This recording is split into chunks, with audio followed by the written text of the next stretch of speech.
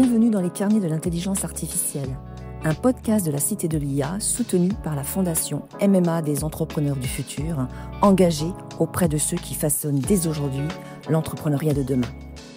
Ensemble, explorons comment l'IA peut transformer vos entreprises et ouvrir de nouvelles perspectives.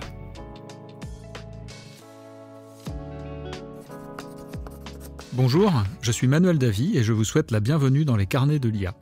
Ce podcast, c'est l'occasion de vous partager les expériences de la communauté de celles et ceux qui font bouger l'intelligence artificielle.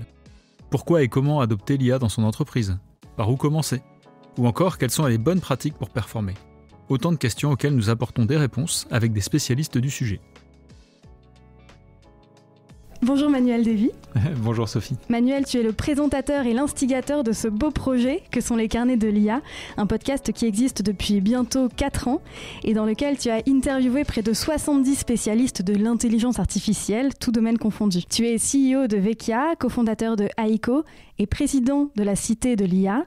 Tu es donc toi-même un expert du sujet et on a eu envie d'inverser les rôles pour l'occasion, de t'interviewer toi en fait. Tu as déjà été interviewé par une intelligence artificielle dans les carnets de l'IA sur ton parcours et celui du podcast. C'est un épisode qu'on ne peut que vous inviter à écouter et qu'on mettra dans la barre de description de celui-ci. Et à l'occasion de cette rentrée scolaire, on avait envie de te faire revenir plus longuement sur certains sujets relatifs à l'IA. Avec grand plaisir et effectivement, je voulais juste dire que cette aventure du podcast Les Carnets de l'IA, c'est une formidable aventure qui m'a permis de rencontrer énormément de gens intéressants et puis de leur permettre à eux de partager leurs connaissances avec notre audience. Et donc, c'est un énorme plaisir pour moi d'être sur ce podcast des deux côtés. Comme je disais, les carnets de l'IA existent depuis bientôt 4 ans. Et puis, de toute façon, de par tes activités professionnelles, tu es aux premières loges de l'évolution de l'intelligence artificielle. Selon toi, qu'est-ce qui distingue l'IA d'aujourd'hui des premières générations que tu as pu observer ? Alors, moi, je suis rentré dans l'IA pendant ma thèse, en fait, donc dans la fin des années 90, où on commençait à voir les prémices du machine learning. Hein, c'est ce qui permet d'apprendre à partir de données. Et c'est finalement le cœur technologique qui est à la base de l'ensemble des générations les plus avancées d'IA aujourd'hui, à l'exception des IA symboliques, qui ne sont pas mortes, mais qui continuent d'exister. Les IA symboliques, c'est tout ce qui se fait à partir de règles apprises ou définies. L'évolution majeure, c'est 2015, l'émergence du deep learning, donc qui est la capacité de créer des réseaux de neurones de très grande taille, et donc avec des capacités d'apprentissage démultipliées par rapport à ce qu'on avait avant. Et ça a été également la technologie qui est au cœur de ce dont on parle aujourd'hui beaucoup, qui est l'IA générative, donc les modèles de langage, l'IA pour générer des images ou des vidéos, de la musique. Donc tout ça, ça repose sur cette technologie de deep learning qui aujourd'hui est un peu la référence.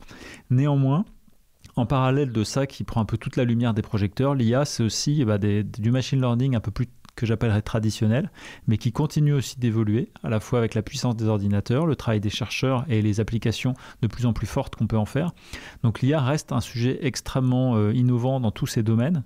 J'ai tendance à dire qu'on parle de course à l'IA, c'est une fausse image. En fait, c'est plus les Jeux Olympiques de l'IA. Il y a des centaines de disciplines avec des centaines de technologies différentes.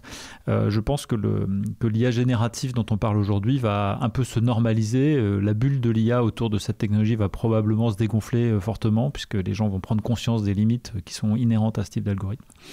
Donc l'IA n'a pas dit son dernier mot dans l'ensemble de ses composantes.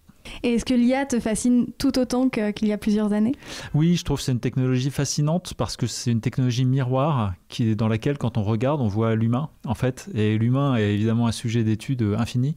À la fois la façon dont on parle de l'IA, la façon dont on l'utilise, la façon dont elle nous renvoie nos propres tics de langage, nos propres excès parfois. Donc c'est tout à fait passionnant à ce titre-là. Est-ce que tu t'en sers autant dans ta vie perso que dans ta vie pro ? Je pense que tout citoyen, tout habitant de la planète aujourd'hui qui a un smartphone, qui utilise l'informatique, utilise, qu'il le sache ou non, beaucoup d'intelligence artificielle dans sa voiture, dans son GPS, dans les réseaux sociaux. Donc évidemment, je l'utilise. J'en ai aussi des usages professionnels pour faire des résumés de réunions pour un certain nombre d'usages. Mes deux sociétés, Aiko et Vecchia, évidemment font des solutions d'IA. Donc c'est mon quotidien professionnel. Et puis la Cité de l'IA, évidemment, on accompagne son adoption. Est-ce qu'il y a des choses que tu avais plus ou moins prédit et au contraire, est-ce qu'il y a d'autres choses qui t'ont surpris dans l'évolution de l'IA, qu'il s'agisse de son usage ou des nouvelles possibilités qui se sont ouvertes ? Je dirais on a tous été surpris par les premiers modèles de langage et leur capacité à donner du sens. Et c'est vrai que ce serait prétentieux aujourd'hui de dire qu'on l'avait prévu. Je pense que ce que ça nous a révélé finalement, c'est que la structure du langage et des corpus documentaires qui servent à apprendre des IA contiennent énormément de sens, et qu'aujourd'hui on est capable de capter ce sens. Par contre, il y a un certain nombre de choses que j'avais prévues et qui se réalisent, c'est que malgré ça, en fait, il y a des limites techniques à l'intelligence artificielle. Il y a beaucoup de gens qui parlent de l'intelligence artificielle générale, voire la super-intelligence, tout ça c'est de la science-fiction, parce que ce que je dis en connaissance de cause, c'est que la technologie nous maintient très loin de ces capacités-là. À l'état aujourd'hui, on est incapable de faire ça, pour des raisons techniques précises. J'avais prédit également que la technologie des modèles de langage allait se commoditiser, c'est-à-dire que la course sur cette technologie-là, elle n'a pas vraiment de barrière à l'entrée, il suffit de mettre un peu d'argent, on arrive à faire des modèles très compétents, il y a eu DeepSeek, il y a Mistral, etc. Et donc finalement, les acteurs de ce secteur-là, ils vont avoir beaucoup de mal à avoir des business models rentables, et c'est ce qu'on observe aujourd'hui. J'avais prédit aussi que la performance des modèles de langage allait plafonner, c'est ce qu'on voit avec la sortie de GPT-5. Donc globalement, quand on a une analyse technique, scientifique et opérationnelle de la technologie, en fait, tout ça, c'est évident.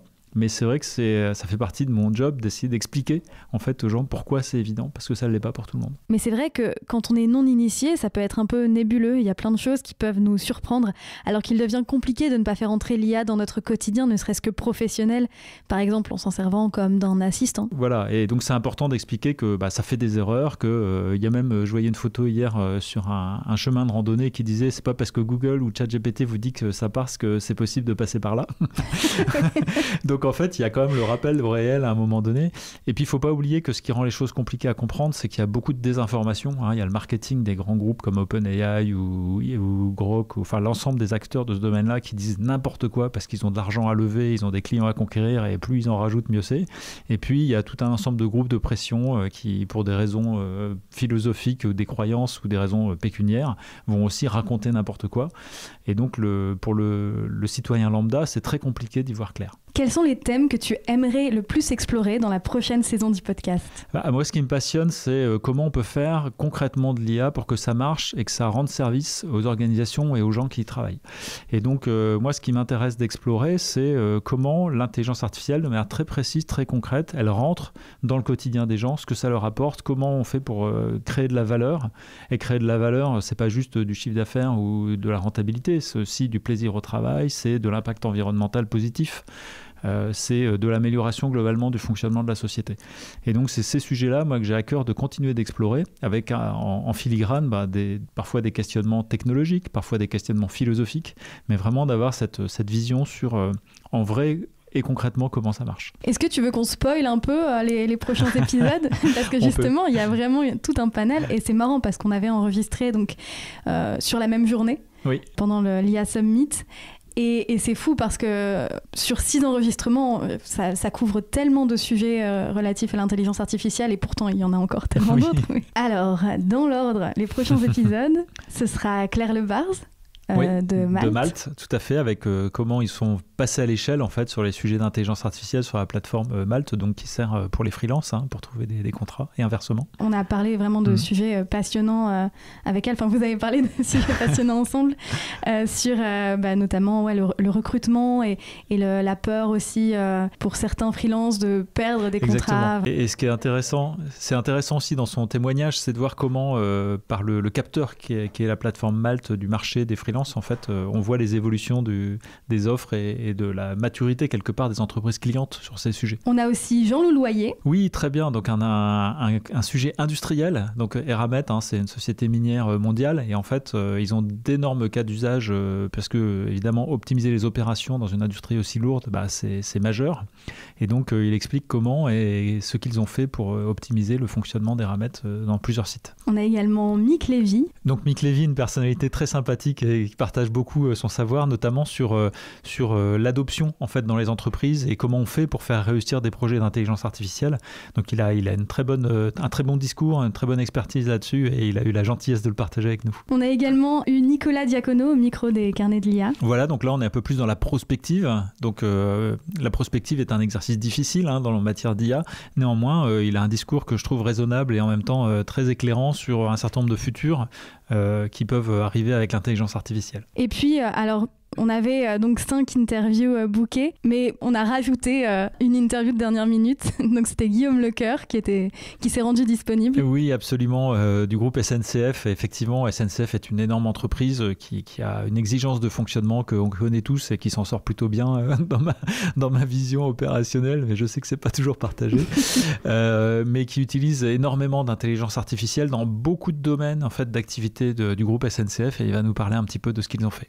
C'était vraiment des entretiens très enrichissants et passionnants à écouter, et j'ai hâte que les auditeurs et auditrices puissent les entendre. Oui, c'est beaucoup de témoignages très intéressants, et comme toujours, on a privilégié le concret, je dirais les choses appliquées et compréhensibles pour le plus grand nombre, pour donner une vision la plus réelle possible et la plus exacte possible de ce qu'est la réalité de l'intelligence artificielle aujourd'hui dans les organisations et les entreprises. En tout cas, une journée intense pour toi, parce que tu étais... Tout à fait, mais extrêmement exaltante, puisque en fait, l'IA Summit a été un très gros succès. On attendait 1000 personnes, on a eu 1200 inscrits, on a eu la présence de la ministre, de Xavier Bertrand, aussi le président de la région, et d'un certain nombre de personnalités de l'IA très, très intéressantes. Donc c'était un grand succès, et on réorganise le prochain le 30 juin 2026. Vivement.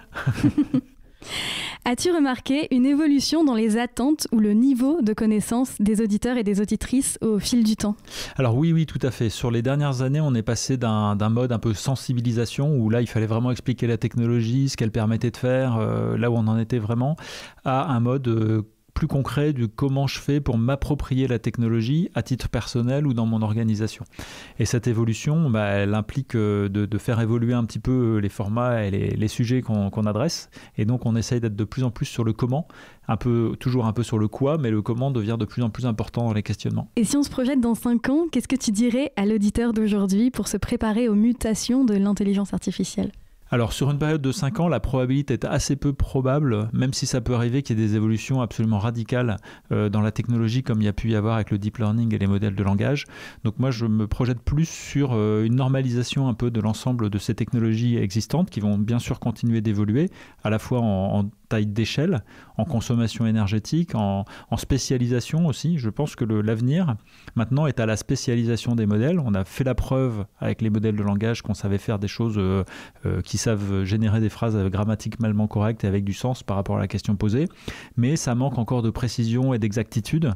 Et donc, la meilleure façon d'obtenir ça, c'est de faire des modèles très spécialisés, peut-être plus petits. On parle des Small Language Models aujourd'hui pour contrebalancer les Large Language Models, donc des petits modèles qu'on pourra faire tourner localement sur son ordinateur ou sur un serveur de l'entreprise, et qui sera spécialisé dans une tâche donnée, mais qui le fera mieux que ce qu'on est capable de faire aujourd'hui. Par contre, je ne m'attends pas à l'émergence de la super-intelligence ou de l'intelligence artificielle générale, c'est-à-dire qui pourra faire, entre guillemets, mieux que moi mon travail dans l'ensemble de ses composantes. Aujourd'hui, le travail en entreprise, il y a beaucoup de choses que l'intelligence artificielle ne sait pas faire et ne saura pas faire durablement. Je pense notamment à l'esprit critique, la capacité à juger la qualité d'un résultat, je pense à la capacité à raisonner de manière déontologique et éthique. Je pense également à la créativité, c'est-à-dire avoir des vraies idées originales, l'IA n'en est pas capable. Je pense également à l'intuition, et puis enfin, ce qui fait notre humanité, notre capacité à communiquer de personne à personne, ce que l'IA ne saura jamais faire, bien sûr. J'ai un peu l'impression aussi qu'il y a un truc chez l'humain du droit à l'erreur, qu'on ne va pas forcément accepter dans l'IA, et ça nous enrichit aussi les erreurs qu'on fait. Exactement, c'est ce qu'on appelle la sérendipité, c'est-à-dire on connaît tous l'invention, enfin la découverte de la pénicilline avec Fleming qui s'est dit tiens pourquoi ça a fait ça, ce truc-là c'était pas prévu, et qui a creusé cette piste. Évidemment c'est quelque chose les grandes découvertes elles viennent souvent de là. Et donc l'IA, c'est le contraire un peu de la sérendipité, elle ne récite que des choses qu'elle a déjà vues avant. J'ai une dernière question. Je ne sais pas si tu es familier du concept de hot take, c'est-à-dire une forte opinion très tranchée, potentiellement controversée, sur un sujet donné. Alors c'est quoi ta hot take sur l'intelligence artificielle ? En fait, moi, je suis complètement convaincu que les territoires, la France, l'Europe, en fait, n'ont pas dit leur dernier mot sur les technologies de l'IA. Je pense que c'est aller un peu vite en besogne d'enterrer un peu nos entreprises en disant la course est perdue, c'est OpenAI, c'est DeepSeek qui l'ont gagné. C'est pour moi complètement faux, parce que ces entreprises sont des colosses au pied d'argile. Et puis, c'est pas ça qui transforme la performance des entreprises. Ce qui les transforme, ce sont les cas d'usage spécialisés. Et là-dessus, il y a un champ des possibles immense qu'aucun pays seul ne peut couvrir à lui tout seul. Et donc les opportunités pour l'Europe, pour la France, pour les Hauts-de-France sont majeures. Et donc, moi, je mettrai toute mon énergie, en tout cas, pour que les entreprises puissent arriver à développer ce type de technologie. Eh bien, merci beaucoup, Manuel. Avec plaisir, Sophie. Merci pour cette interview. As-tu un dernier mot pour nos auditeurs et nos auditrices ? Oui, continuez d'écouter les carnets de l'IA. C'est un plaisir qu'on partagera ensemble. D'ailleurs, tu m'as dit tout à l'heure que les carnets de l'IA étaient dans le top 3 sur Ocha, des podcasts sur le sujet les plus écoutés. Tout à fait. On est extrêmement fiers de ça. On a devant nous des podcasts, je dirais, de niveau national, portés par des journaux très puissants. Et donc, dans les podcasts, je dirais, indépendants, on est leader et ça me fait extrêmement plaisir. Et je pense qu'il faut en remercier l'ensemble de nos intervenants qui ont fait un super boulot. Et puis l'équipe de production à Natif qui fait aussi un très bon travail. Merci à vous. Et surtout, un grand bravo à toi. Merci. Merci beaucoup.